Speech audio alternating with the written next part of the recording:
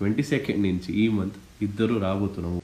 Support, love, encouragement ఎప్పుడులాగా ఈసారి కూడా కావాలి.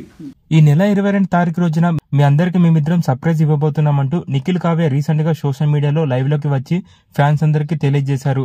ఈ నెల దీపావళి సందర్భంగా ఫ్యాన్స్ అందరికి ఒక గుడ్ న్యూస్ అయితే చెప్పబోతున్నామంటూ మీ లవ్ అలాగే మీ సపోర్ట్ కూడా మాకు ఎప్పుడు కావాలి అంటూ చెప్పుకొచ్చారు. ఈ వీడియో చూసిన ఫ్యాన్స్ అంతా ఇన్ని రోజులుగా మేమంతా మీరిద్దరు కలవాలని కోరుకున్నాం.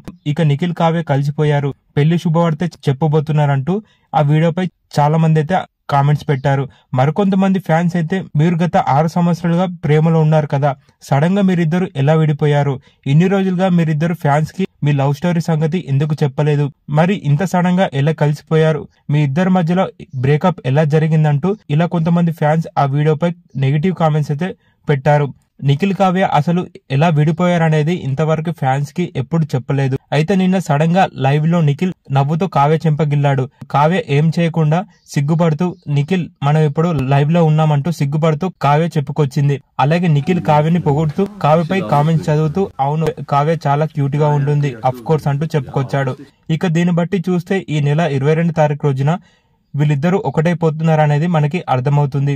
ఇక త్వరలో ఈ దీపావళి సందర్భంగా నిఖిల్ కావ్య పెళ్లి చేసుకోబోతున్నారనే శుభవార్త వారి నోటినే మనం వినేద్దాం.